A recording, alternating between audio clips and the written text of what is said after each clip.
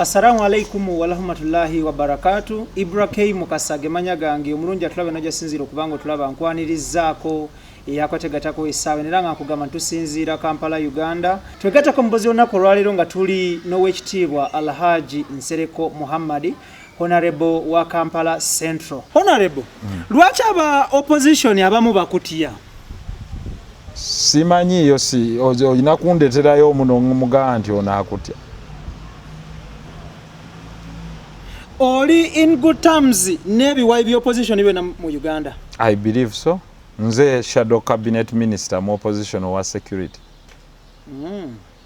Kitegeeza ntuula ku mwanjo nnyo ku lukiiko luteeseza abavuganya government eno mu parliament. Okay.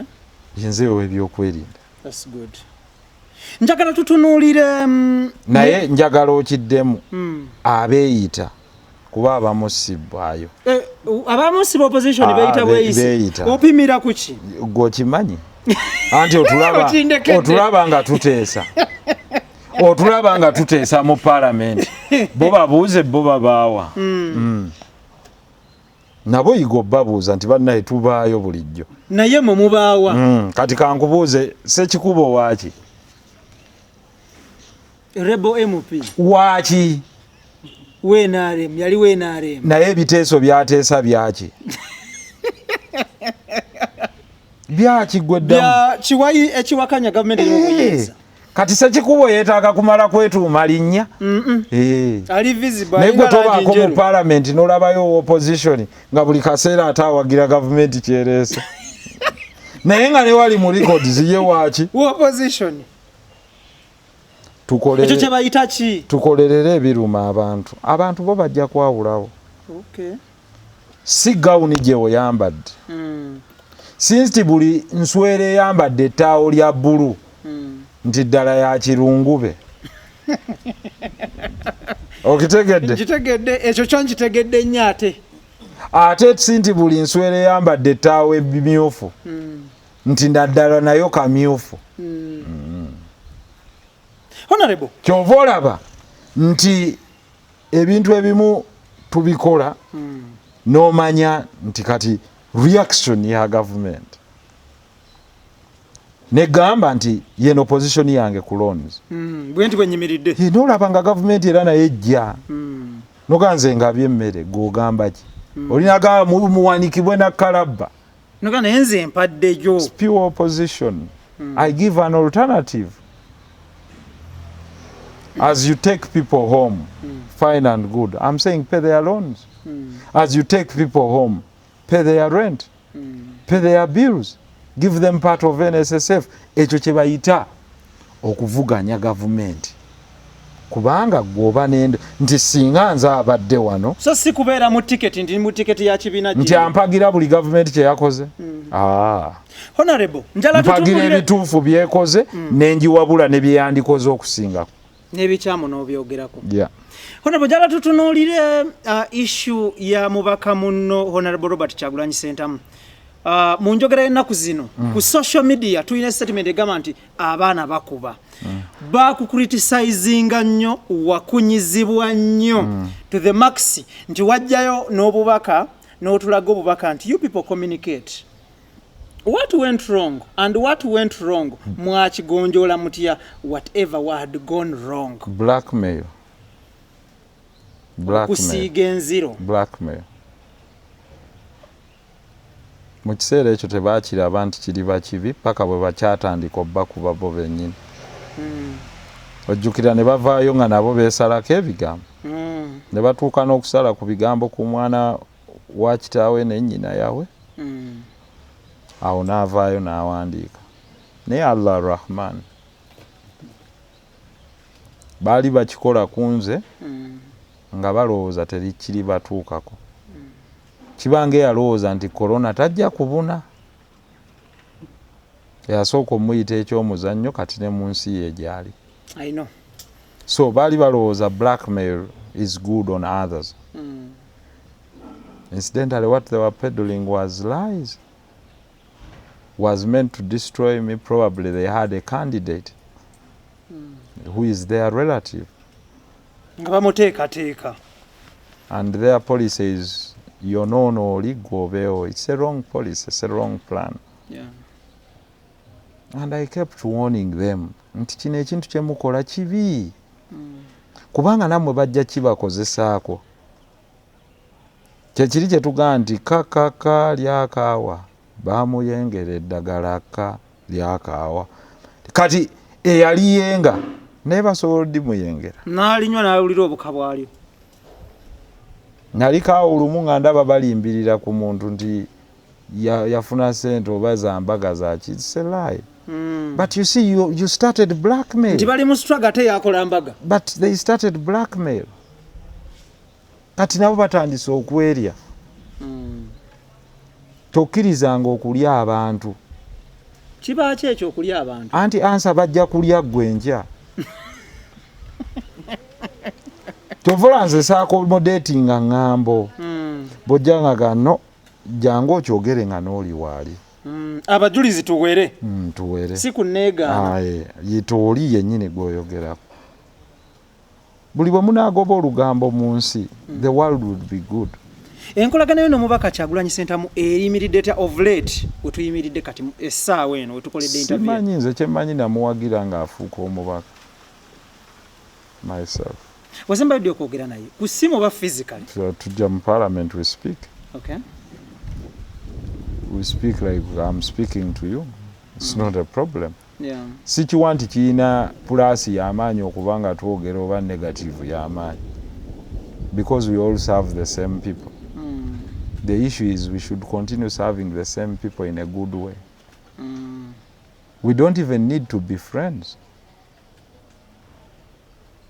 What I knew were childhood friends. Twayimba kofena, twakola ki. Tomulabye juzi nga bantu we balowooza. No. Simulabye juzi. My team was there campaigning for him. The NRM then was saying Sereko yalese wana abantu bacyankalanye ekyaddondo. Kakati. I remember. Twali kulala emunga. Tuyisinga bayagala omuntu abeere ate ffe tutayagala abeere birala. Agende mu bantu. Bwe banaasiima okumulonda wasalaamu bamulonde. Nze nnyina ekirowoozo ky'omuntu kye nsobola okukyusa nti tolonda gundi. Honorable, abantu bwe banaamusiima nga candidate bamulonde. Naye nze siragira muntu. Nze eyo mentality sigikkiririzaamu nti ndagira omuntu nti londa gundi. Why? Njala tujjewo. Ekyo let the people decide. Honorable, nga tetunnagenda ku nsonga njala tujjewo issue eno. Tugenda mu kalulu 22 oba 20 insha Allah nga tutuusizaayo nga tutaasizza ekibabu kya corona okulonda bwe kunaaba waakubeerawo. Aba opposition balina endowooza nti baali frontinze candidate y'omu oku counter attackinga omukulembeze ali mu buyiza kati Yoweri Kaguta Museveni. Abala ne bagamba nti bonna buli omu ajja asobola zidde okunywa. What is your take over that? Okuteekawo candidate y'omu n'abantu okujja zidde okunywa. Omu ye yandisinze. Naye bwe muba temukkaanyiza temweweebuula. Yeah. Kubanga mwenna mukkaanya nti enteefe. Kakati ono agamba tugisale kuwemu omulala ku 12. Bwe naafa bani abagenda ogirya. Era mmwe kakati mutemaganira ki ekiso olw'okuba ekibaawuddeyo etime. Bwe mukkaanya nti tugisale kwemu well and good. Naye ne bwe muba temukkaanyiza asoose n'agisala kwemu mwenna muba baakulya nte y'emu. Atutte ekisambi owaakino oba oku 12 era mwenna muba baakulya nte y'emu. Kakati nze kyesikkaanya nakyo lwe ludda olumu okuvuma abalala. Ng'ebyo baali bakola obujoozi nti bo baddira ne babeera eri ne bakuliyetinga obusajjasajja n'obuwalawala ne bubeera eyo nga buvuma abantu abalala. No. For you to go up, you don't need to insult others. On your way up, go. bwe tuba tubadde tulinnya omuti gwe n'olaba ng'osobola okugulinnya bwangu yitawo naye nze tonsika mpale tufenna tugenda kuggyayo miyembe ojjukira mwalimu abaana ab'emitima emibi ye nga bwe muba muwalamba omuti gw'omuyembe n'alaba emboona asooka kusamba ono tonsindika wansi kummenya ngwe gwe genda mukulu yitawo nange nzije ndabe gye nze bwe naaba nzize nange nja kukola ki ffenna tunoonya kulinnya muti tuggyeyo muki muyembe naye ono olukwata ate gwe oba olinnya ng'akusika essaati no gwe genda oba oli mbwangu nze nja kusangayo then toyinza kusangako n'omulala abadde agulinnya noga ono abadde agulinnya mpola aveeyo nze nninye tagganye naye kujja kulinnya ki naawe linnya bakugambye nti guno muti nnyama gwe naawe linnya oggyeko ennyamayo lwaki ogamba nti nze bwe mba njagala okulinnya gundi nviiraayo mpitewo nninye no gwe leka ba abantu bamugambe nti gwe ennyama eyiyo tetujja girya gwe linnya kirayimbu give your options don't insult him ekyo nali sikkaanya nakyo nti olw'okuba bamubaagala bo bavume beesije why gwe wa puroguramu zo naye togunjaawo kabinja kuvuma oli nakumuvoola gwe weezizo nti ezange x y and z okitegeera ye abantu bwe banaasiima ezizo bagaya tujja kgenda tulabe puroguramu ya Ibra eyo ono tetujja giraba naye siyinza kudda ku yange kaakati ti puroguramu ya Ibra mbinyo nnyo ddala era bannaye temugendayo nno gwe waana kikyo tuli mu katale gwe tunda kikyo tunda kikyo nange ntunda eyaje kyange kwagwe toyinza kugamba nti omuntu alina the biggest opposition party ali useless that's a big mistake he's not that useless gwe kyoba okola naye tundawo ekikyo osaka abalala singa tweyongerako mu nnamba much the better bye biri bye ŋŋamba abantu lwaki mwevuganya we mwanunula kifo mwamalawo wanunule liberated zone. Do you fight from a liberated zone? Why? Honorable, so it is a bit technical, but you are in position to answer this question. Who would be the best candidate if you're to front omuntu mubiri abiri mugumu because oli opposition? The only way to judge who the best candidate is by a vote. You subject politically how you show who the best person is you subject it to primaries. We can sit down in a room ne tuga nti bano ba representing the entire joint opposition. Nti muleeta aba DP 10 aba FDC 10 aba Jema 10 aba Gundi 10 up to this certain level n'abali independent minded opposition leaning bibiri tutuule mu room tugende mu kamyufu gwe tulonda yoyo gutuka tuteekayo the only way to decide that this is the best person for us can only come through a democratic process. Period. Honorable. Either baba agala okuvuganya bwe batuula ne beekolamu consensus. Bobo mbyo baba basatu baba batano ne baba 10 oba abiri abajjeyo empapula. Kuba bonna bakkaanya nti Museveni agende. Ne batuula mu lumu bayinza nabo bennyini okwekubamu akamyufu consensus. Ne bagaffe tusiimye ono gwe kyogamba nti bwe bukeera enkya ne baga nti tusiimye gwe oba nabo bennyini abantu ne baga nti ku ffenna ababadde bazze tukaanyiza nti ffenna tuvudde ebbali tye tuleese ensereko lindako olowooza bonna bwe bakkaanya ne baga ffenna tudde ebbali tuleese ensereko sirina birowoozo bisobola kuwangu obirina n'obusobozi obulina eyo nayo option. There are 3 options. 1, abavuganya okutuula ne bejjamu omu oba okutuuza majirisiru ulama olukiiko olw'abamanyi bonna mu opposition ne bakuba akamyufu oba bonna okugamba nti bano bonna ababadde bavuddeyo okuleetawo unity bonna tubazizza ebbali tuleese ensereko ali nyoto oba tuleese lukwago njagala tutunuulire oba tuleese Nambooze oba tulese Ssemujju. No, I'm telling you. Yeah, I love that. Oba tulese Mukasa. Golooza abantu abaganye gavumenti wali abadde atagenda kuwa Museveni anakamma Mukasa era ajjaga ne Mukasa muwadde. So ekyo kijja tujjirawo okuzimba politics based on individuals, tuzimbe politics based on values. It includes sacrifice, okugamba nti ffenna tulese ku lw'obulungi bw'eggwanga ffenna tugoberere ono. Mudde mabega ne mubaki. Honorable, tulina abantu nti ndi wa NRM, ndi wa DP, ndi wa FDC, ndi wa JEMA, ndi wa UPC. Na at the end of the day nagamba, but still, however much I subscribe to FDC or NRM or any other political party, I support the people power movement. Do you? I believe in people power as described by the Constitution.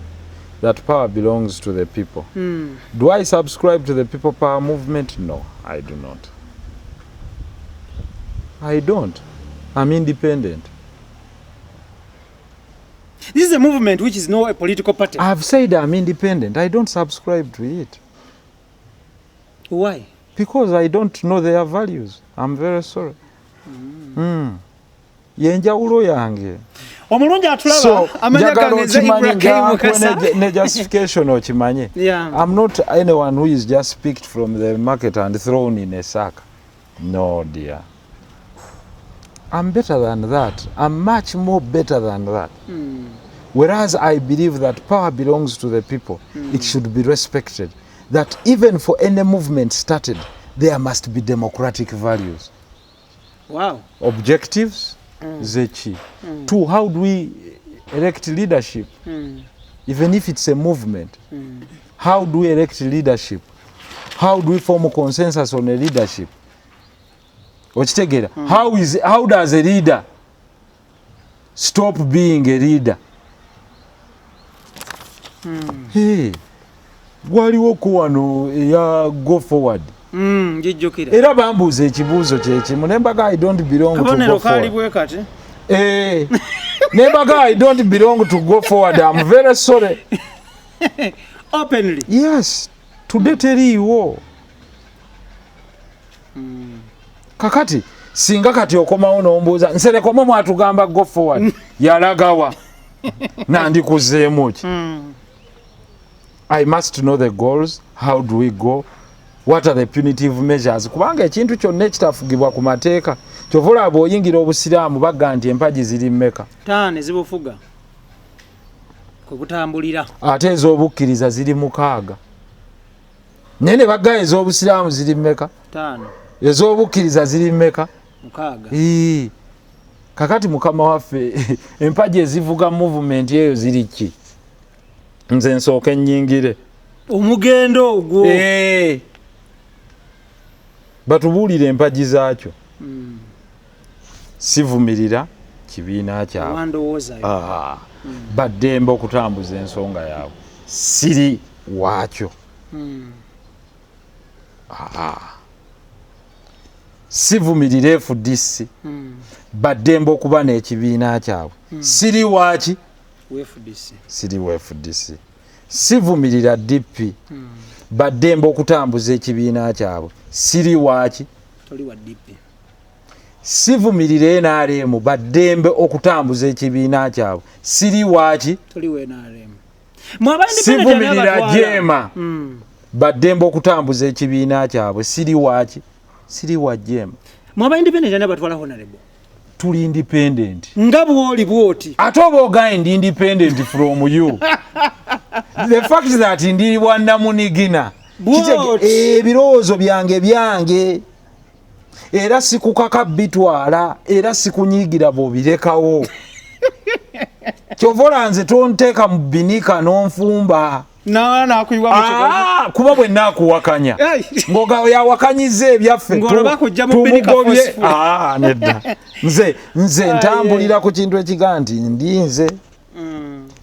Paka bwe tunaatuuka ekiseera ne tukkaanya ne bannaffe okukola ekisingako. Naye ate bwe tugenda mu coalition etugatta ffenna awo mba ndi awo mbuuzanga nti waliwo coalition egatta mwenna abavuganya tie yagambye bweti era ne mu majlisiro ulama watuulayo ogamba otya awo nja kugasebo nga bwegamba nange bwenkolaki. Thank you so much. Omulungi alaba Ibrahim Mukasage Manyaga tuline Honorable Muhammad Nsereko Honorable MP w'ekitundu kya Kampala Central mu lukiiko olufuzi olwa Parliament y'eggwanga Uganda era nga musajja businessman tata atenga munamawulire atenga munamateeka at the same time.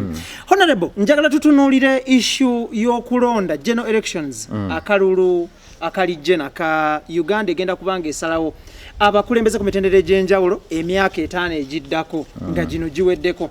Bw'otunuulira Uganda tuli ready okuyingira akalulu kano? Well, why not? Nze ndaba tuli ready, tewali kitugaana. However, sente weziri, that's also another question. Naye abantu balina wiiro ogenda mu kalulu, yes, why not? Bandiyagadde ogenda okkeetabamu, yes, why not? Naye kati issue eriwo ya bulwadde bu. Obulwadde singa butuwuuba emyezi 6 kaba kanaabaayo mu kiseera kyennyini. Issue ya kiseera kyennyini. Awo kiba kizibu. Kubanga okwewandiisa kebera nkalala kugira kiti ogenda okwekanga ng'ekiseera kyakwongezebwayo maybe. Kati tuli ku minzaani ya bulwadde. Bwe butuvuga kati. Olwaleero wali omanyi nti olibeera waka ku Lwokutaano. Yali abala okusaala ejjuma okugenda mu umura tekikyasoboka. Kubanga kaakati Makka muggale onoogenda okulerewa umura. Tulina endowooza oba enjogera egamba nti waliwo ekiggwaawo nga kibi omuntu omu n'akifunamu. Akalulu kano bwe kengozebwayo oba bwe katabeerawo mu bbanga eriri stipulated, ani akifunamu ani afiirwa? Teri afunamu ate teri afiirwa. Kubanga bw'ogaa nti abantu bagende bakuŋŋaane tukole raale nga waliwo obulwadde, ffenna tusobola okufuna obulwadde. Ate ne muvaamu abafu. Kakati ani abaafunamu nga mu ggwanga mufiiriddwamu abantu. Ate era bw'ogamba nti kwongezebweyo ani afiirwa. At the end of the day era okulonda kuba kujja. So ekyo okujjako ng'oli ayagadde kiraba ng'abazungu be baga short term thinkers nti ng'olowooleza mu kiseera oba part time thinker. Boba ongambye ntiwalowoleza mu part time. Really ogamba kuba Ethiopia yakongezaayo and logically it's true. Babadde balonda mu August gwa munana. Ne bagamba kongezeddwayo for the next 6 months or something. It's logical. Nti temuyinza kugenda kati munaakubira walaales. I know. So ndowooza bw'okkiriza nti mugende mu kalulu mu mbeera eno. Oba nakigwanyizi. Asinga advantage ye government. Singa bayingira logically yaba ayina advantage. Anti akugamba genda olondodde eka. Nkabale. Namba 2 antulira. Namba 2. Namba 2 okujjako nga oba totegeera okusaba kati akalulu. Mu kafyu. Ega tujja kuleetera TV o campaigning buli candidate tujja muwa olunaku ayogere. Olulo lwankya olwono lwaluno n'olwono lwaluli. You can do it that way. Naye bwe bakubbowozaawa oloopa wanga ne kooti baziyimiriza ne bwe bazigula nti loopa baga ku polling station wabeeyo abantu 3 oba 4 meters 10 buli omu waali. So mu mbeera eno really bokkiriza akalulu ng'ovuganya gavumenti baba ino okucekinga omutwe gwo oba part time thinker. Honorable oba teweetegereza kubanga oba ono campaigning-irawa bejenti bo banaatambulirawa ogenda bawo otya logistics boda okutambula emmotoka no banajja wa speaker no really oba tokitegedde. So logically muba mulina kwongezaayo process. Mulina cry mu opposition eyitirira buli towards okulonda ne after okulonda batubye akalulu batubye towagiza okulonda bagenda kukabba sirimu abo tokaabira gwe kalulu kankubulire naturally ojja kunsanga nga I'm a different person. Prepare. Etegeza tokkiririza mu mbeera nti olulu bubbibwa jikubaayo. Prepare more. Oh. Yes. Is there a way of gwe togenda mu kisaawe nga tomanyi nti eriyo endobo oba sekyo yambaza emirundi shinigadi ziteekeko embudobo gibuuke okujjako oli aleeta ejjambiya ati antu bajjaga oli yaleese enki mu mupiira oli yaleese ejjambiya oba goolo yagisituddewo n'agiteeka eri nga bazokola abaala basawulini soka era nabo beerwanako omupiira nga gujja munene bwe oli n'agaana naye bannaye tukoze tutya tuddeyo tukole ki. Yes. Honorable. Ne toyinza ganti odduka mu kisaawe bateekateeka kumma nga ate naawe odduka. Kitegeeza ki? Lwanako weerwaneko. Honorable. Lwaki opposition yeno ekaaba nti batubba akalulu tesobola kukeerako olunaku lumu kwa busikondinga akalulu kano negamba tetugenda kenyigamu. Anti bateekateeka kumma ate ngoozira. Ibrahim Kasage bali tebaagala kuwaako yadde ku kifi nti sijja kulya bali baddamu buzi nti tojja ndya omuzizi azimba ki twe tozira bonna ne bwe banaatugaa nti balonda abantu 8 tujja kujja temujja kuzira balina ensonyi ensonyi bazinaaba eyakuleetedde bajeti ya biliyoni 3 gwe bw'otamugaa kino kiteta ate akisuula. Omulungi atulaba amanya gange za Ibrahim Kasa tulina wekitiibwa Honorable Muhammad Nsereko omubaka wa Kampala Central. Tutunulira ensonga nyingi nnyo nakunyonyode nga tandika emboozi eno nti tuyinza okusembyayo bitono nnyo ebimukwatako ng'omuntu ne mu mbeera eriwo tutunulira nnyo national matters national issues because embeera gye tulimu kati essaawa eno abantu baagala kumanya kiri kitya kitambula kitya n'ebintu ebigwa mu kowere era nga nkugamba nti tuleeta abantu bano at the end of the day ne batumenyera ensonga wano ne wali so y'ensonga lwaki tubaleeta osobola okuba nga obalaba owekkaanya ng'owulira ne bye boogera. Honorable nga tuvuddeyo eyo njagala tutunuulire tuddeeko mu parliament mu lukiiko olufuzi gy'owangaalira. Besides okubeera omukiise wa Kampala, what do you do else? Besides ogenda ku floor biki oyina omulimu omulala? Muba mu committees. Oh, I'm a lawyer. Ndi lawyer. Subscribing to which law firm? Nsereko Mukalas and Company Advocates. Wow. Oh yes. So, obalancing otya emirimu gya parliament n'emirimu gya law firm? Waliyo abalala ba partners abakola, but when I'm required gwe kyokola z'omusango mpite nkuwolereze. Oh yes. If you want to also test my skills in law. Wow. Yeah. What is your area of specialty? Na mawulire. Naye amawulire oga practicing. Nakolako ku Impact FM. Ojjukira. Twaliko ne Pastor Bujingo. Yeah. Ne Auntie Eva. Twaliko ne Bafleri ya Nalwanga nga yasoma amawulire. Yali ya Pastor Serwadao Mundeeba. Ekyali yera. I think zaali bbiri nga waliwo ne Luzunga agita Alpha something Alpha like yeah. So twasomera ddala okwaya IBMS omugenzi Lujja. Kampala mukadda wa. Nze lecturer wange actually ye PPS wa speaker kati. Wow. Peter Busiku. Abo bonna batusomesa mu journalism. Nange nasoma TV and radio production yawo. Wena specializing nga buli kimu kyoyina nkiyina. Njagala tutunuulire. Era bw'oguvaako ogwo omulimu nsobola okugukwata. I'm employable. Gwe singa obadde onoonya bannamawulire tompa. Obwangu buno oli mwangu. Tompa. Tukyuseemu nkubuuzeemu. I can conduct an interview. No, nkulaba ku live I so. can do documentaries. I can't do it. Because I'm qualified. My You credentials in law. Yes, yes. Nabikola no bibiri consecutive. Wasoma concurrently nga byegobera. Mbuuza nasoma ndya. Tombuuzangako na ku bitabo byange. Njala tutunuulire actually ekyo kiviirewo ddala. Tuyiseeko mu buyigirizeebwo from primary oba nursery bwe wagisoma. Nursery, Twinage Nursery School. Ekyaliwo abasajja bazimba arcade. Awo nno we wali paaka empya. Ku Birole. Ngutumidde wevingi eyo. Headmistress wange Madam Musoke. Teacher wange mwalimu teacher Kate ne teacher Nancy. I still remember vividly. That's my nursery school. Ne waliwo paaka empya kati. Ku Birole. Kanzijukire be nasomerayo nabo.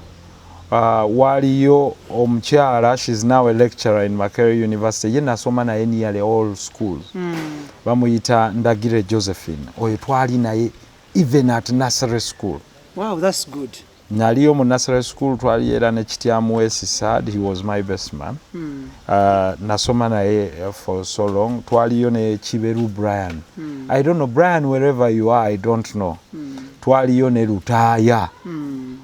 Kakati abo bonna ate ne tusinkana ku Buganda Road Primary School.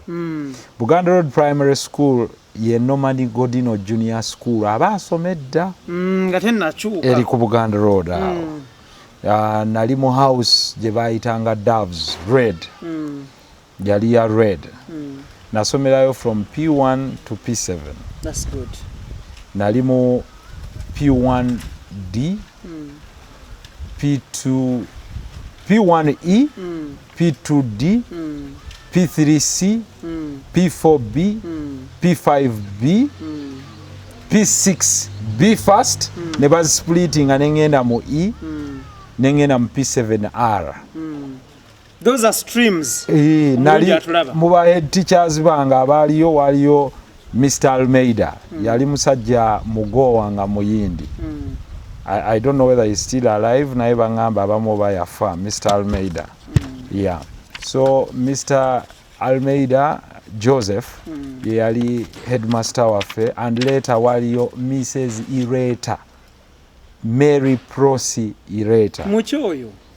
Ireta wawano muna Uganda.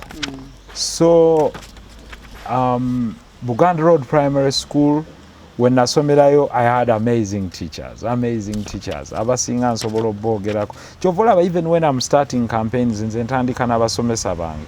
People with disability, veterans n'abasomesa are the people I start with. Honorable, bwova ku Buganda Road Primary School. Naye bangi njaga kwogerako ku basomesa bange because they are amazing. I know. Mrs. Rutaya, Namukasa Farida, Mrs. Narubega, Mr. Spelto, Mr. Bakamweta, you know, I can go class to class. Mrs. Orobo, you know, Bonabat Somesa, Aneno, you know. My records are so clear. I was one of the best, always. My reports are there. You can go and look at them. There is no doubt. Kyandibadde kibi okweyogerako naye be nasoma nabo weebali. Bakujulira. Tebafanga. Abakafaako Mungu bajjuludde batono naye bangi mbadde nabo. So my records are traceable. So wakunnyonnyola. Si bingi. Si bingi ebyokunnyonnyola. Olwo tusoma. My late mom and my dad, Alhaji Abdul, very instrumental. Haji Assalamu alaikum. Amazing parents. Oyo mentor wange. Aina beyanzijako nina we nali ndesa amaanyi ngamba ebyo tebikola ku National Broadcast biveeko. Bikoleri. Anti abo bali British trained. Akubuulira gwe tolaba ne bwoba olaba amawulire ga BBC oyina kyolaba noga amazing Sky News. Bayina kye bakuwa ekifaananyi abantu abali ku CNN. Bayina ekifaananyi ITV News, bayina ekifaananyi kye bakuwa is different. Engeri gye bepresentinga gye boogeramu. For them amawulire gali, they are not so casual. Naina munnamawulire oyina kwambala otyo, oyina kweyisa otya. Oyina etiquette. Kati ate abalala tebalina etiquette, professional conduct. Eyo munnamawulire. Mwe mulowooza buli abaka akazindaalo lwafuuse munnamawulire. No, my friend. Amba kubiba mbaga. Yes. Do you go to interview someone without an appointment? Go to asoma mu professional. Tekiriyo. Ekisooka bw'ojja ku gundi osooka kukola ki? To greet the viewers and the listeners. Tubalamusizza abatulabako n'abatuwuliriza. Naye oli olujja tutuuse mu programu yaffe nga buli hawu. Honorable, nga tuvudde tutwale ku secondary wasomerawa? Kibuli Senior Secondary School, O level. Then A level? Kawempe Muslim Secondary School. By the way, ku primary olwo tufiiringa mu form. Muno choices. Mpachibuli Senior Secondary School. Era gye nagenda bampeerawo. Then second choice nalingi wadde Gombe eyo primary. Ku O level first choice yange Saajiwa Kibuli. Ate nga nali Kibuli. Wajiwao. Ntale. Mbarara. Second choice nenjiwa St Joseph's College Ombaki Arua. Ngekibuga kikutamye. Nze I was yonze. Gwe. Era ku A level essomero eryampita yali Ntale School. Bampa PCBM. Lwaki tewagenda? Naye nasalawo kugenda Kawempe Muslim. Olwo sister wange Sauda Nsereka ali Kawempe. Gwe naye njagala ngende nsomere sister wange. That is good. Era naye lawyer gwenzirako.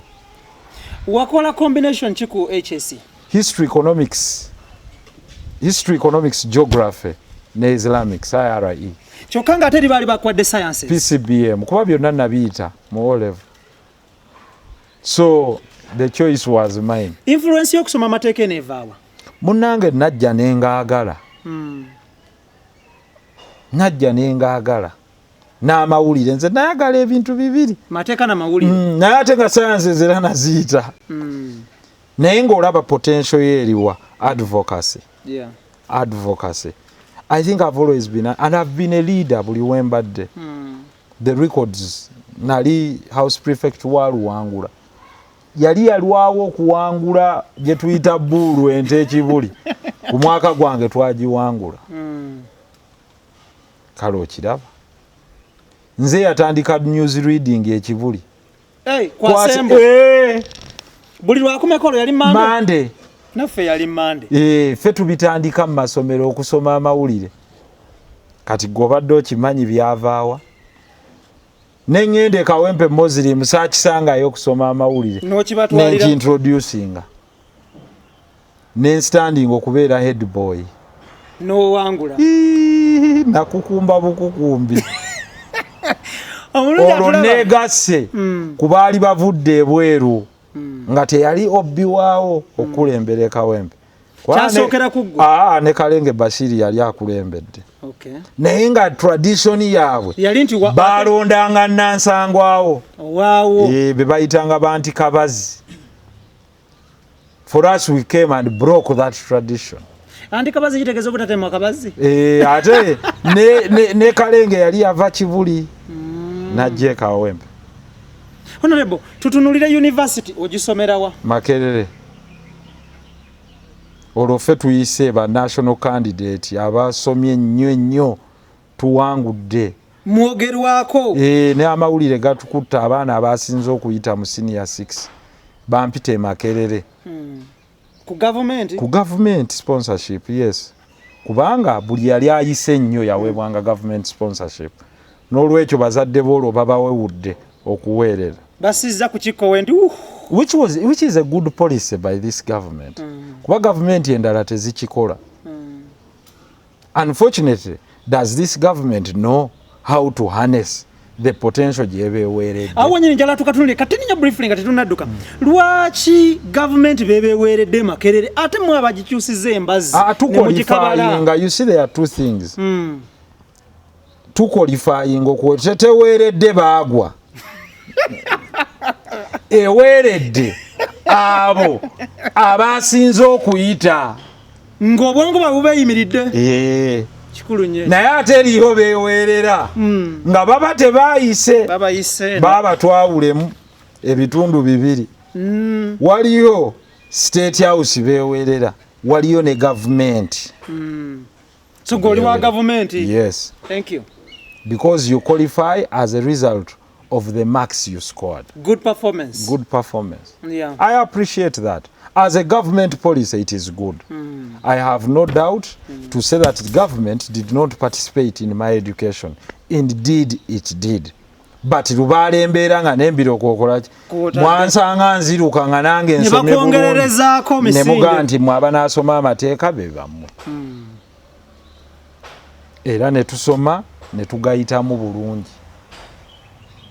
nali nsoma amateeka nensomerako n'amawulire ago neewerera si government nyenga time emu mba free kangende nsomereko n'amawulire nenfuna diploma mawulire eno degree mateeka nengenda neneeyongerayo neneewerera mu University of Kent e Canterbury Bungereza awo mu nsawo yo ensawo yange si government era nayo nempita environmental law and policy nenfuna diploma mu LDC ekukkiriza okupracticinga wansi wali era nayo nze kubaawo wa buli omu weerwaneko nsawo yo na wano ne bakadde bange alhamdulillah kakati mu mbeera efaananako bwetyo n'embeera kikyendi munnamateeka akkirizibwa ga practicing munnamawulire ajjudde mwenyewe era bwe munaateekawo kubanga you see to practice journalism batono nnyo wano abali qualified ogipracticing tulina okuba n'ekibiina ekituwa practicing certificate obadde okimanya ekyo ogirina wujje neekola ki ogirina ninampapula zange ogirina ba accountants balina professional body n'abasawo ba journalists mugirina you have to do it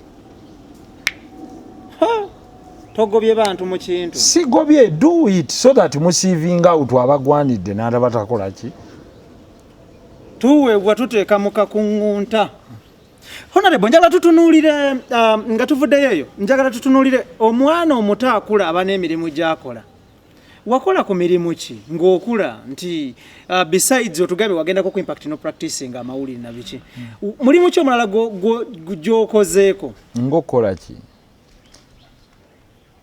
toyina mirimu gyonna gye wali okoze ngamba ng'okola ki ate ayinza okugamba nti naliko chairperson wa area land committee ya Kampala Central for 3 years but other than that emirimu ng'okwetika okubajja sibajjangako saa kulimba bantu wapoota nakola kino naweereza mu katale egindi nakola ku radio era ng'okugambye sibangako poota parliament eno giyingira otya neesimbawo nvuganya wandinga politics ono ali ku national level 2005 tugenda mu referendum tudde mu bibiina oba nedda oba omugendo nze ngamba tulemere mugendo individual merit nga nze mpakanya ebibiina nze yaleeta n'akabonero k'ennyumba nze yali secretary general w'oludda oluwakanya at national level awo otandikira si we ntandikira nabirimu ebyabavubuka slowly village and what ne ku university twawagiranga abantu baffe yeesimbyewo and other people naye nali mukulembeze ne mu ssomero of all positions lwaki neesimbawo ne kuba secretary general bwenaalemu obadde tokimanyi ne bakuba akalulu ne batugjamu lwampaka nalimu mu kalulu ako nze Right Honorable Mama Mbabazi, Crispus Kiyonga, ne Kayindo Otafiire. Mubonna gwe walimu omuto. Nali muto. Bonna ba historicals 2005. Ojja wagatseze simba ne ba historicals. Ate abantu bonna nga bayimba nsereke Namboole. Okukakana bakugisa magalo. Campaign agent wange yali musajja nga ava Kapchorwa kansala bamuyita Nasifu Mwanga. I'll never forget him. Nasif Mwanga, if you're listening, I really, really treasure you. Yakaaba kipande kyange yasigala nacho. Era bagenda okusoma obululu obumu nga kuliko nsereko nafuna obululu obusuka mu 12 mu delegates conference ng'ate banzigyemu. Ovuddemu ne bakyakulonda. Ani akusikamu?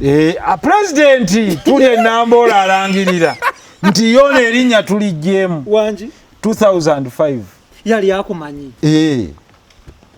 era nangirira okubeera ku National Task Force ye mu 2006 nga mazato kusikamu ng'akulira ebibuga kubanga yazuula amaanyi go naliko ne Nusura Tiperu wa mumambuka naye obukubagalo ne president bwava dda You see, politics si straight line. Nti alinga rula nti kuba wano oyite wano. Kubanga wuyo akuse kubwa secretary general. Nanzijamu. Lwaki omuntu efuna obululu 2023 nga siri. Kolwa ni yakalya. Ama mbabazi. Eyakwata ekyokubiri Crispus Kiyonga. Ekyokusatu Kayindo Otafiire. Nze yali taliimu nakwata kyakuna. Okufuna abadelegates 2000 ne bagamba yadde ono omugjeemu naye ffe gwe tukola ki? Njala tutunule 2011 nesimbawo kuba chairman bw'NRM mu Kampala Mpangula. Obote yakusikamu. Anti kati eno district olondebwa okuva ku byalo. Nawangula. Awova noyingira kuba MP. Mu kamyufu KNRM sebo toyingira buyingizi. Nali munze Honorable Francis Babu Bamwine. Mu kamyufu nemba wangula. Wakba netugenda mu yagenda kira. Yatya nti oyinza okuddamu kakwata. Ate lwakinze ngwatamu. Lwakinze siwangula. 16 era nenzira. Era nempangula. Naye bw'omenya likodi yeno njirabyenga osanga tekyetaagisa kunoonya president muteeseemu ku babiri closed door meeting. For what? Because you see byetwawukanako biri bya ggwanga si byange naye si bya mukwano tetwayawukana mu mukwano. No. Ye yakusika ku kifo ekisava ekyo bwa SG. Ekyo nekiggwa. Awo ne tuvaawo ne tudde ewalala. Kasita kiri kigaana dde ewalala. Ensi etambula. Tobeera nga pesa kulemera mu kituli kimu. Bakutulako. Omulungi atulaba tuli ne Honorable Nsereko. His story is so interesting, so funny and a good one. Era nga nkugamba nti abaami bano babeera n'omukululo nga muwanvu nnyo n'ebyokwogera bingi nnyo. Honorable nga tuvuddeyo eyo. Njagala tudde kati olwaleero luno abantu balina ebintu bye beebuuza ku ababaka ba parliament. Otuyisiza mu lugendo lwo we tuggukidde olwaleero. Twogere ku hijja ne wumula zozookola. Ezo nnyingi. Allahu alam. Umra simanyi na namba. I need to sit down. That is very good. Mene hajj nazo nyingi. That is very good. Eyasookera ddala okukola hijja yali mwaka ki? Mwaka ki gwasooka okugenda okukola hijja? 2000 it should be 2009 or 7 something. Cut us of you over 2007. Me cut of. It should it's 2007. 2007-8 when agenda okolera hijja. Eyasooka era nagenda ne bakadde bange bonna. That is good. Kuba I remember my late mom bwe yakomawo yafa mu 2009. Alright. 2009 September. So waliwo ya 2008 and I think I had gone earlier. 2008. Yeah, I had gone earlier. 2007, then tugenda ne mu 2008. Then we went back, I think, either 11, then 2014 as Hajj. Yeah, 14 or 15 years roundabout. Nenzira again ne Hajj. Yeah. Thank you so much, Haji Abdul Nsereko nkulamusiza taata ow'ekitiibwa Mbebi. So at least for him, I've been there with him twice. Yes. Thank you. Honorable njala tudde mu parliament. Waliwo ebintu ebitwekubaganya twekuba empawa fe abantu abatajja mu lukiiko eyo tubalaba ku TV tubisoma mpapula z'amawulire. Emoluments z'omubaka wa parliament zeziriwa. Kakati emoluments zoga nti omubaka wa parliament asasulwa atya? Osasula omusaala na allowances. Omusaala ffenna guba gwenkana, let's say 11 million. Naye allowances zaawukana. 11 million? I think it's about 11.2. Lwaki abantu bazikubamu mpaka mu 25? Anti kati balowooza nti buli omu ayenkanya allowances. So flat rate is 11, around 11? It would be around 11. That is a flat rate for everyone? Yes, kati ne tubeerawo ne ky'onoogamba nti home subsistence bakuwa mmeka, you know, something like that. Then ne tubaako ne twegamba mileage ebyesinga amafuta. Nvaawa mbeerawa gw'osembayo funa entono? Nze asembayo okusasulwa sente entono. Kubanga oli wa Kampala? Yeah. Though omusolo ogusinga guva mu constituency. Naye ow'e Karamoja, I think na park probably ayinza okuvaawo ne million nga 57 oba 6 depending. Yeah. Tutunulira bigenderako. Ye minzaani sinti eve ejja kuba fair gyoli. Tuwulira mufuna amasuuti, mufuna amamotoka, mufuna mediko, amayumba. Yes, emotoka bw'oba otandika tetufuna mayumba. That's not true. Emotoka bw'oba otandika buli omu bamuwa ssente ez'okwongerako agula emmotoka. So si nyingi nnyo. Batuga milioni 10 n'omusobo. Ze bakuwa oyongereko naye kati eyange ya 10. Enegula 10 ogijjawa. Kubanga waliwo ekyebuuzibwa. Batuleetere nga arms of government endala bagule emmotoka batusasulire ne badriver batuwe n'amafuta oba nga kijja kuba expensive. So the only way is contribute to the member of parliament ku mmotoka gy'ayagala okwegulira. So ne bakukwanga 10 kyo n'oyongerako n'ovuga ebina. Omuntu bw'akiraba alabanga ekingi. Indeed kingi ku muntu wa bulijjo.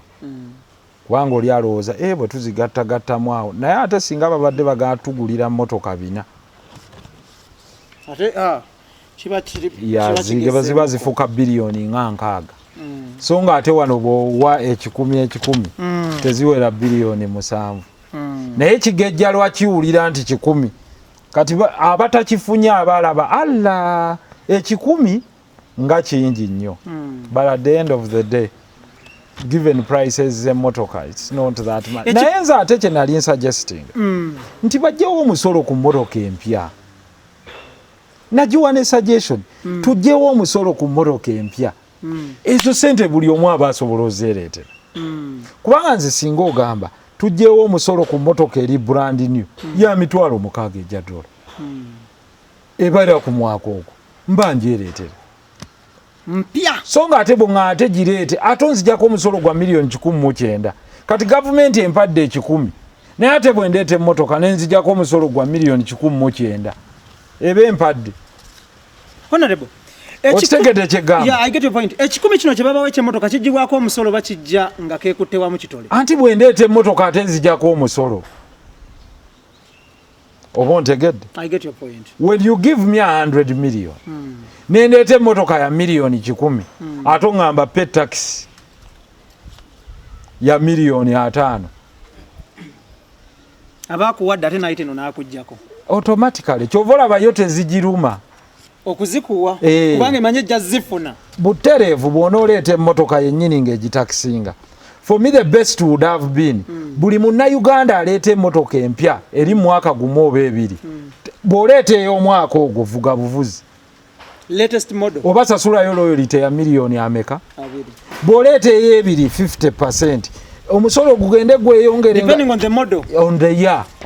Bw'oleeta eya 1950 sasula 300%. Yeah. Emmotoka empya ebweru za layisi. Issue musolo kati akuwadde $1,010,000 ne bwe ziba 108 n'ogenda oguze ey'ebisatu nagaleeta omusolo gwa 109 aba yakuwa. Privilege kize mufunanga ababaka ba parliament because olumu abambwe munnyonnyola mulaga nti ate buzibu bwerere bwe mulimu. It's not, there are no special privileges. Muzimu ku privileges ofuna kwe kusanga omuntu n'akuvuma nga olina mmutunuulira. Byebimu ku byesiimisa nti gwe wekka asobola okuvumwa buli ayise buli ayagala n'otanyiiga ate nga okikkakatako n'omusonyiwa. Kyatiiko musonyiwa omukulembeze omwogererako compassionate omukulembeze be compassionate sonyiwa naye nga ate yakuvumya eddembe lyo. Ekirala buli gw'oyitako olina omubuuza kyateeka faaba balonda abo. Ekyokubiri sente zo teziba zizo ziba zaabwe. Oyo ali ku sente yaffe. Ne bw'oba oyina ezizo z'okola nazo ziba ziki. Ekyokusatu buli gw'owadde alabanga ate yayambye ggwe okumuwa. Batono nnyo gw'owa n'agamba neeyanziza mu butuufu wojje Mungu akole ki? Akuddizeewo. Gw'ommye afuuka mulabewo. Omusajja oyo gwowoze tayagala kuddayo kutunulako n'essimu zikyuka buli akulaba alowooza oyina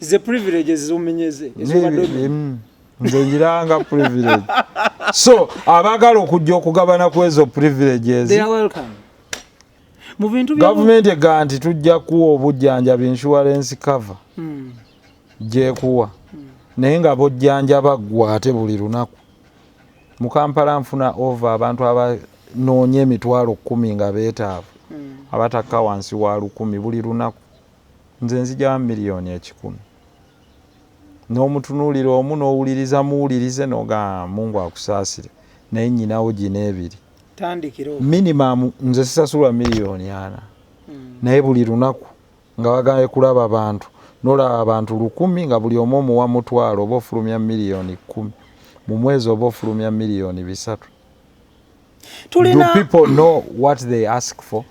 Nali nkusanzeeko ku Africana ng'ova kusaala Juma ng'owa abantu essente abaali basoba mu 2 abatakusabye n'abakusabye owulira otya ngo mu moment eyo sadaka because nali nkirabye emirundi egisoba mu 3 n'amaaso gange bwenti sadaka mu nsi tugenda kubaamu naki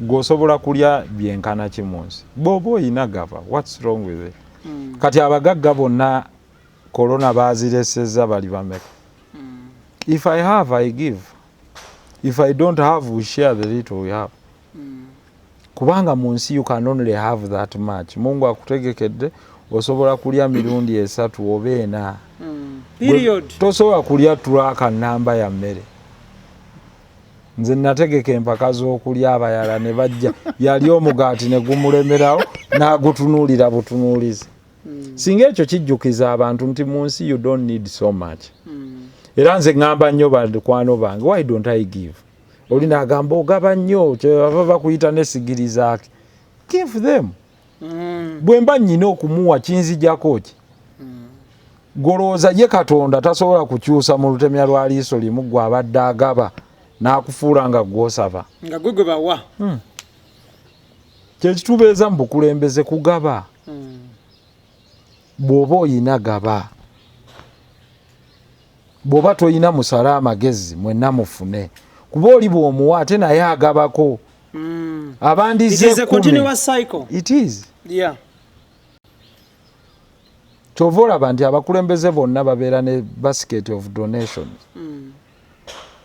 era abantu abo baga n'otaba na bingi ne mbabuuza byaki nze abaana bange mbalamira kimusina kya bugagga kye mbalekera kusoma kuba bakkakkamu yentanda gy'obasibirira kugamba ne bw'obayita wano n'okimubuuza era waliwo omuto aleetedde Idris amata n'agamba I give you milk kugaba oba amulabye ng'ali mu bwetaavu wano okugaba bo bakimanyi era amata ga Idris gali muli mu nsawo omutaaga mule n'agamba I give you milk it is a virtue Idris neyanzizza nnyo it is a virtue okugaba toyinza nabagamba you don't need to remain with anything if there is no one with it you can only live for one day I know tomorrow you don't know what will happen buli gwowa akusabira kirungi ne gwowa n'akunyiigidde ye Mungu ajja kuwaamu empeera okanya n'okugaba kwa President Museveni bayimbi gundi okanya nako tewali buzibu as well as abamba kikuba bagamba akola kibi tewali buzibu Mungu yawangaaza Firawuna lwakugaba okugaba si kibi era nange nentuula mu ntebe ya Mwami Museveni ate nze ngaba n'omusingako lwaki tewali buzibu kye tulina okukola tufune ze tugabako nga nnyingi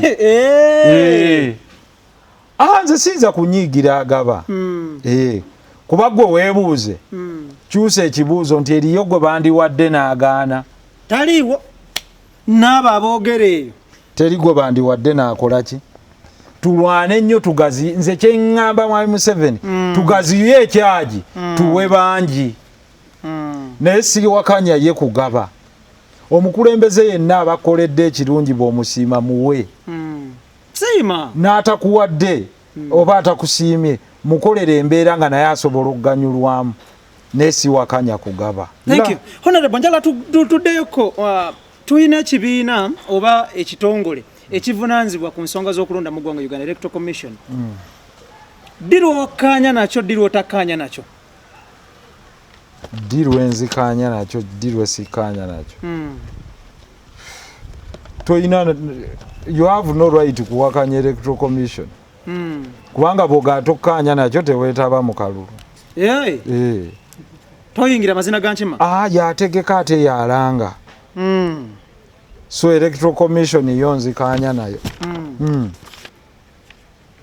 Oba okkaanya nayo kubanga gwe kulangirira nti anti kati ate gwe oyinza oganjiwakanya. Kati gwe lindako tubeere logiko. Kati kyogamba mpakanya nti yannanga. Kyetulina okugamba eyongereko n'abalala. Naye nze omanyize siddamu ansa olw'okuba gwe oyagala inaasanyusa abantu. Nze nkuwa ansa entuufu. Awakanya Electoral Commission ate weetaba mu kalulu. Toyingira mazina ga nkima? Gwe kasitooga nti si yeyina obuvunaanyizibwa kulondesa. Ate ogendayo lwaki ekunominating?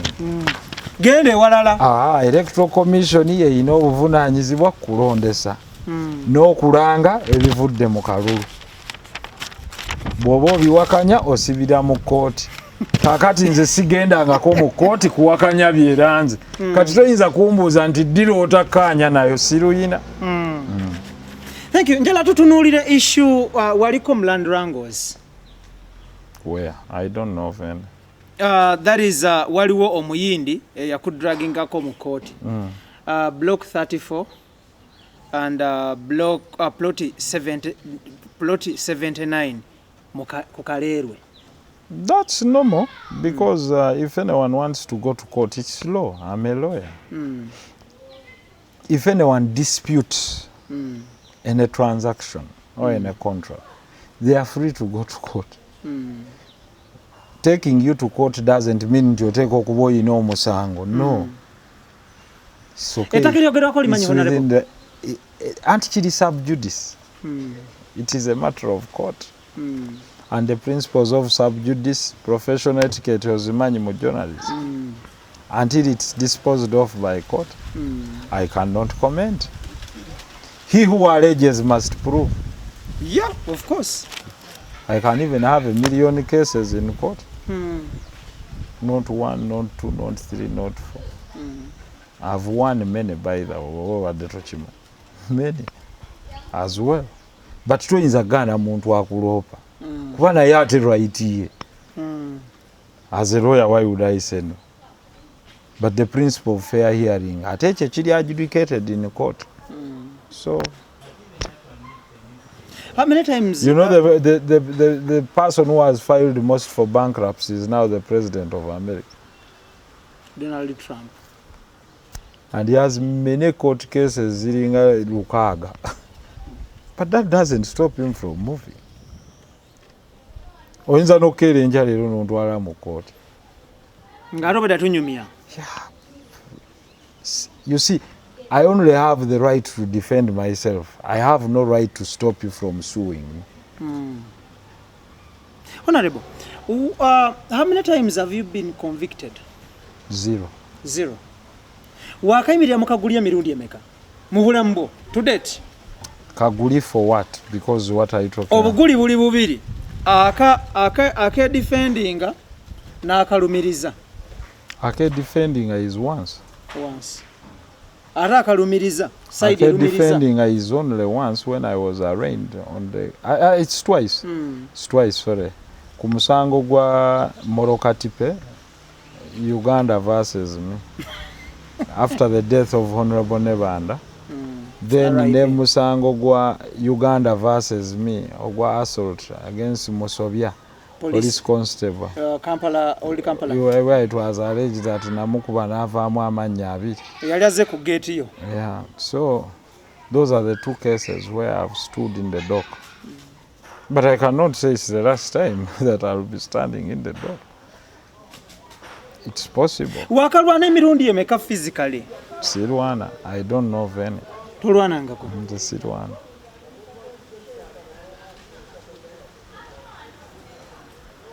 I don't. Why? Why should I solve things that way? But if you attack me, I'll defend myself. Oh, inamu self-defense? I'll try to defend myself. I'm not very strong, but I'll try to defend myself. Waliwo ekibinja ky'abantu oba enjogera e Kampala egamba nti otambula ne babbawunsa bakanyama? Not really. Toyina babbawunsa? Baaki. Nyina abawagizi. Abawagizi oyinza osanga ng'omu ayina ennyama ng'omulala mutono. Ngaze bw'ati. Kakati nze nanoga nti abeera ne bakanyama. Nze kyegambye oyinza okusanga nga ngoberera omu ayina ennyama. Kakati ozze n'oli naye ayinako nnyama nkugaye naawe ozze ne bakanyama nga yakola omubiri gwe mugobe. Naye ate n'osanga omulala nga gwe nnyina taguyina. What do I do? I have to move with everyone. Ampagira oba kanyama ngoberera. Naye siina muntu nti asobola okutuusaako omuntu obulabe no. But if you want to harm me, my people will respond. Yes. Honorable, embeera eno yonna ebeerawo mu mawulire because olabikira mu mawulire mu biti bibiri. Akoze akavuyo ayambye abantu. Akoze akavuyo ayambye abantu. But I don't know when ali nkoze akavuyo. Tell me where. Case in point nga issue ya Old Kampala ya wakawo. Omuntu omulayizo kiraba nti kavuyo. How? When I was being attacked when you're by trying an armed person? Wageza kugamba musajja, this is my premise. Wasn't he armed? He was. Wasn't he at my residence? He was, 100%. What was he doing there? You've heard people being shot. Wasn't the man armed? He was. Wasn't the gun loaded? Wasn't the gun loaded? It was. Did he introduce himself to me? No. What was he doing at my home from 4 a.m. in the morning up to 9 at my gate? Abantu abo ani abasindika gye muli? Simanyi. Oba bali bakuwa bukuumi naye nga tebakutegezezaako gwe gwe. Batya. Nga bwe bawaabiriga. Honorable, embeera eno ebintu bino byonna bagobye mu kibiina birerere n'ebigwa mu kkowe eryo okoze kino omuntu omu akirifutinze. Amawulire gano bwe gatuuka ewa Haji awulira atya era addamu atya akwanukula atya? He's a simple man. He minds his business. Of course I sympathize with him. But what does he have to do? I'm only his son. Yeah, ultimately his role is to support. He has no choice in life. Kwegamba, we as children, parents baffe tubayisa mu bingi. But what do they have to do? Just like our children, the choices we make impact on them a lot. But finally, mugumya nti one day we'll get there. Eno gye tuyitamu tanuuru. This is how leaders are built. Many will fight us, they'll throw stones at us. Nabbi yatyoboola, yakubwa amayinja, baamunyooma, abalala abaali naye baamuweebuula, baamuvuma, baamuwemula, baamukasukira ebyobulogo n'ebirala. Naye nga Allah agezaako mulaga nti ebyensi ate buli bwe bijjadde erinze. Mwagala nnyo kubansabira nnyo nnyo ne baganda bange bonna ne mikwano gyange. But he can only look on. He never discusses politics. Tunyumya mulumu nga ngenzeeko okumulaba. Ne tunyumya and we laugh and smile. Not discussing politics because he ali erimu NRM. No. Do not misconstrue him. He has always been an independent-minded person. But you see, he can speak for himself. I know, you're right. He can speak for himself. Mukuru, aina views ze, ensi ayina nga bw'agiraba, and I respect him. Even when we do not agree on certain things, we are amazing friends. Yes. Mukwano gwange ddala. That is good. Yes. Who I can tell anything naye n'ambuulira. Yeah, and that's how we run life. Njagala kwebaza Haji kutulera. Twayingirawo abantu twali basatu. N'otulera nze Kasuku ne Simon Isaac Katende. N'otuteekateeka wano ne wali. Naye the end of the day omusingi gwe tuliko olwaleero luno oyinako amataffaali mangi sirimu bweriti. So Haji Abdul Nsereko assalamu alaikum, nkwagala nnyo ne Uncle Dick Mulima Sempaka Mukama amuwummuze mirembe amusonyiwe byonna byamusobako mu bulamu bwe. Nga tuwunzika honorable, embeera eriwo bannakampala ne bannayuganda njagala obasibirira entanda. Bannakampala ne bannayuganda mbasibirira entanda emu nti of course kino kijja kuggwaawo. It's not here to stay. Nga bwe tugondera ebiragiro by'ab'obulamu ne gavumenti ogezaako okulwanyisa kino ekirwadde, tujjukire nti bwe tuva mu kino tugenda ku nsonga ya kwekolerera. Buli omu w'oli noonya bizinesi gy'okola mu kiseera kino nzigale, naye tujja kulwana okukola buli kisoboka okulaba nti buli omu ayina wajja ettooke oba nga addayo ewaka ng'esigirizaaka. Nkimanyi embeera gye tulimu si ennyangu, ate ne we tugenda wagenda kuzibuwala nnyo. Tulwane nnyo okulaba nti buli kye tuyina tukiteeka mu productive business, ate ne tukubira ne gavumenti omulanga eyambe se interest rates, esaasire abantu amabanja, ebasaasire ku nsonga za bills z'ewaka ng'amasannyalaze n'amazzi. Social security erwane nnyo econtributingira abantu 20% tuze ssente mu nsawo z'abantu. Bwe tunaazizaamu Kampala ejja kubuuminga, bizinesi zijja kuddawo, n'emisolo gye mwagala gijja kudda, ate ne gavumenti eddewo, kuba ffenna tujja kuba tukwatidde wamu. Ekiseera kyonna bwe tunaaba tutuuse mu kiseera ky'akalulu nja kujja mbeyanjuli. Kampala tenoonya mubaka, omubaka waayo muyina. Mbaagaliza mwenna bye munjagaliza, naye okusingira ddala obulamu obulungi n'embeera ennungi ne Katonda okubakuuma nga temuli balwadde wamu n'amaka gammwe. Omukama ababeere. Amina. Akataleke ka honorable. Njagala otumenyereyo ebintu 5 President Museveni byakoze mu bisanja byonna byafuze ebirungi n'ebirala 5 ebimulemye. President Museveni ebintu 5 byakoze ebirungi. Ebirungi ya. Nandibadde sinza abimenya naye kambimenye kuba naliko part of the national resistance. That's why ngubozeza. 1. Toyinza kibuusa maaso nti aleesewo kye tuyita stability mu Uganda ne mu region etwetoolodde. Waliwo entalo ezo zaggwaawo ezaali zirwanirwa mu mambuka, kale tuyinza okugaa zaakendeera. Ekyokubiri, newankubadde tewabaddewo demokrasiya yeetengeredde mungi, naye wabaddewo a given measure of freedom of speech. It's right, it's a fact. Kubanga mulimu ensi ezimu gy'otasobola kwanukula yadde gavumenti kyebeegambye. Therefore, relatively, waliwo freedom of speech. Relative mu ggwanga Uganda. Yes, mubaamu obuyitira naye weeri. Improving the communication.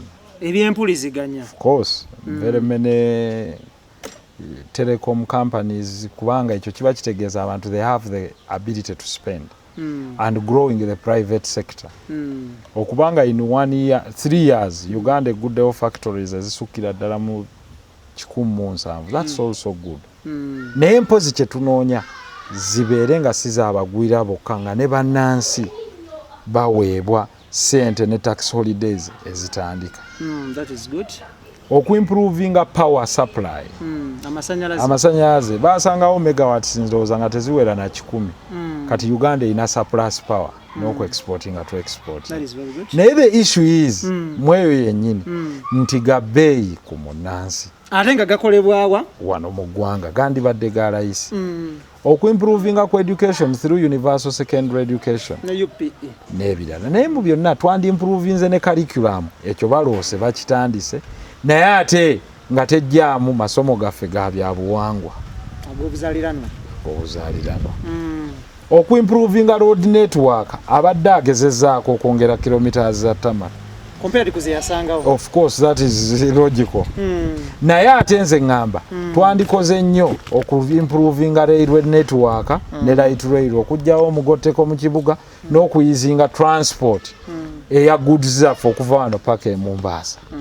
Singa wabayo riot Kenya newalala disruptions ziba ntono ne movement of persons would be cheaper.